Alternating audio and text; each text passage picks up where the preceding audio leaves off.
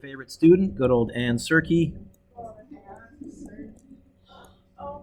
She just got the joke. There we go. She gets everything right. So, as far as I'm concerned, one of the things we need to know how to do, Ava, and you want your pink periodic table out and you want to be focused here, is if I give you the formula, you can tell me the name and how many atoms make up the molecule. So what do I call NaCl? Yep. Okay. And that most of you are doing pretty good on. Sodium chloride. I would probably give you a half mark for the sodium and a half mark for the chloride when it's a real quiz. Then, how many atoms are there in the molecule? I strongly encourage you, don't try and do the tougher ones in your head. So even though this is an easier one and you're right, I would go like this. Somewhere in the margin, Sadie, I would say, how many sodiums are there? 1. How many chlorines are there? 1. 2. How many atoms grand total? 2. And I would give you 1 mark for that. Now, here's what bothered me. I had a whole bunch of students asking me for like number 2 or number 4, where I gave you the formula name, and I was asking you to find the formula. Is this right? And I couldn't see any rough work. I don't do these in my head. Somewhere I'm going to show some rough work. So if I want to go from the name to the formula, if I'm going to go from the name to the formula, I would write down somewhere in the margin or underneath here. Here's my rough work. Calcium and the ion charge. Sadie, can you find calcium on your periodic table? And then tell me the ion charge. I think calcium is number 21? 2 plus. And then can you find bromine? Yep. I know it's a halogen, so it's in column 17. And its ion charge is it negative? Yeah. Okay. And then I do the crisscross rule. Now the crisscross rule, again, I draw the arrows. The formula is going to be 1Ca Br2, and I don't put ion charges on the formula. And I want you to stay off your phone, please, or I'll have to take it away. Okay.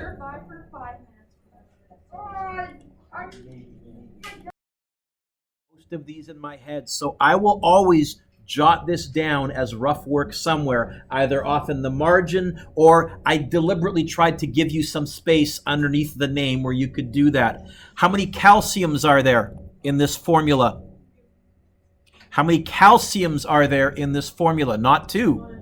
There's 1 calcium. How many bromines are there in this formula? How many atoms grand total? That's what goes there. Okay? SrCl2. Let's do the number of atoms first. How many SRs are there in this formula? 1. How many Cls are there in this formula? How many atoms? 3. What's the name of this compound? Strontium chloride. Why did I have to put a Roman numeral next to copper? Yeah? Because there are 2 commonly used. There's a fancy schmancy phrase. It's multivalent. So as soon as you see that Roman numeral, I'm telling you which ion charge I want you to use, but I'm still going to do the crisscross rule. Copper is Cu. They told me to use the charge of 1. Sulfide is S. Is it 2 minus? Yeah. So now when I crisscross, I'm going to have Cu2, half mark for that, S, half mark for that. How many atoms are there in this molecule? 3. 2 coppers, 1 sulfide makes 3. As soon as I see brackets and stuff, I would not try and count the atoms in my head. I would start to make a list somewhere. What is CaOH2? Well, I know what the Ca stands for, calcium. What is OH2? Tabby, where'd you get that from? Okay, as soon as you see more than one capital letter, more than 3 capital letters grand total, but more than one capital letter in the second one, that means it's a polyatomic ion. It's from the back page. Do you need to memorize them? No, you just need to know they're there. So OH is called, so this would be called calcium hydroxide. Now, to count the atoms, this is the tricky part. How many calciums are there? 1. Inside the brackets, how many O's are there? 1. But what number is outside the brackets? So it's 1 times 2, which is? 4. 1 times 2. There's 2 oxygens. How many hydrogens are there in the brackets? Little invisible 1. But outside the brackets there are, so 1 times 2. How many atoms grand total? 3. No. 5. No, you're getting the hang of this. Okay. Okay. This is how we count atoms.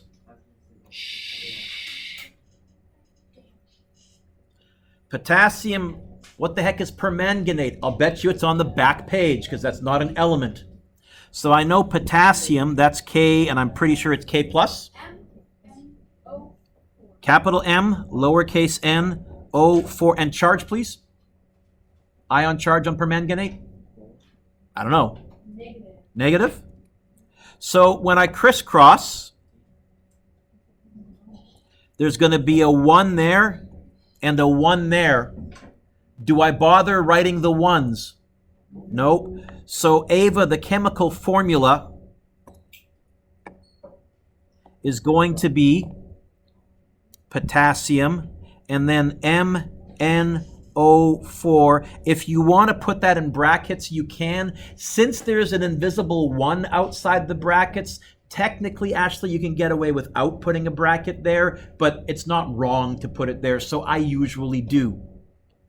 And now counting the atoms is tricky. How many Ks, how many potassiums are there? I would jot that, I'll write that right here for now in my rough work. How many MNs are there in the brackets? 1. What's the number outside the brackets? 1, so it's going to be 1 times 1, which is? 1. How many O's are there in the brackets? 4. What number's outside the brackets? So 4 times 1 is? How many atoms grand total? 6. Okay. Number 7 I like because it's tricky. So let's count the atoms. How many SCs are there? Let's jot that down somewhere. Inside the brackets, how many CRs are there? 2. But the number outside the bracket is a 3. So Nick, you would go 2 times 3, which is 6. How many O's are there inside the brackets? 7 times 3 outside the brackets makes 21. How many atoms are in this molecule? This is a big molecule. How many atoms make it up grand total? 29. Sadie, did you follow that okay? Because I saw you staring at your hands there. You're back though? Okay. See where we got those numbers from? Yeah. What would I call this? Well, SC is scandium. Arg. Try that again. Come on. Let me put the cursor there. Scandium. And what the heck is Cr2O7? Yep. Dichromate. Dichromate. Jaden, you with me? You sure? Okay. On the back of your sheet, by the way, with those polyatomic ions, there's some that have more than one name for some dumb reason. I would say use the shortest one, the one that's the least amount of writing. That because I'm naturally lazy that way. This is scandium dichromate. Okay. Manganese, why did I put a Roman numeral there? Yep. What's the fancy schmancy phrase for it? Multi Multivalent. So I have to tell you which charge to use. I told you to use, is manganese Mn or Mg? Mn?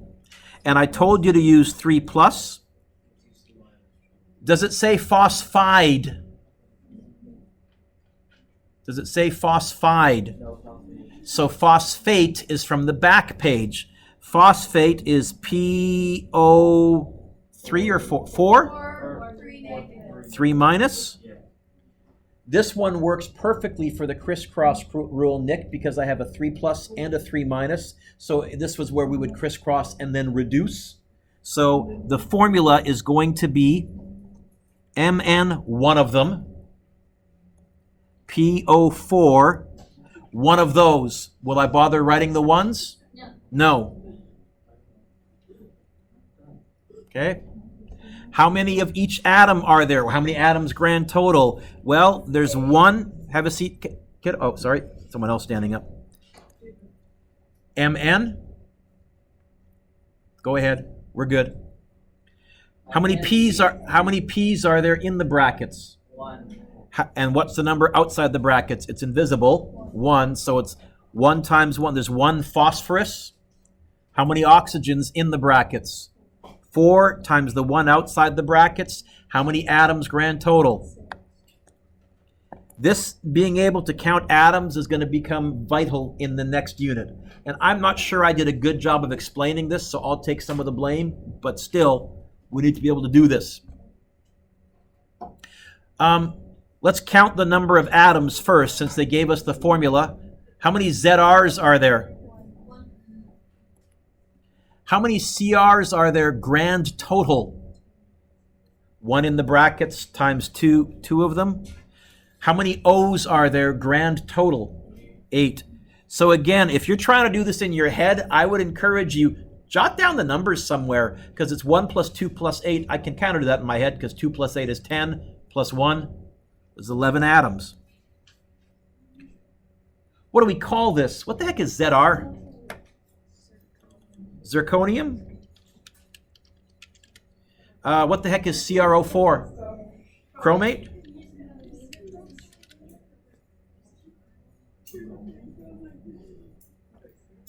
Last one. Ammonium. Yeah. Oh, that's from the back. In fact, NH4 what? Is it plus? Yes. It's the only plus one. It's the only one that I'm giving you this year that I'll ask you. There are other ones out there, but it's by far the most common one. Phosphite, not phosphide. Phosphite. PO3 negative? Oh, 3 negative. So when I crisscross, there's going to be a 3 there. That's going to be in brackets. And a 1 there. Will I bother writing the 1? No.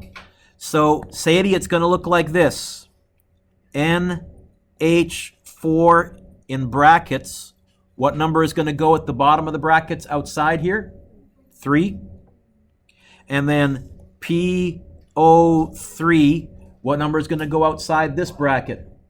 Am I going to bother writing the 1, Nick? No. Now, counting the atoms. This one is really tricky. How many N's are there inside the brackets? There's 1 times 3 means how many N's grand total? There's 3 nitrogens. Quiet, please. 4. Okay. How many hydrogens are there? 1. Inside the brackets, there's 4, and then times the 3 outside the brackets makes 12. How many P's, phosphoruses, are there? How many O's are there? So the total number of atoms, 3 plus 12 plus 1 plus 3, 15, 16, 19. Nope, not yet. I'm not done. Patience, grasshopper. Okay. So I'm going to, hang on please. Sorry? Does that say 11 or 4? Which question, what number are we talking? The one above 19. That's an 11 right there. Oh, Yep. it looked like a 4. Nope. So I'm going to feel comfy giving you both a chart, Oren? I'm going to feel comfy giving you a chart like this on your test, and I'm going to give you another quiz next class, very similar to this. Okay? Okay? So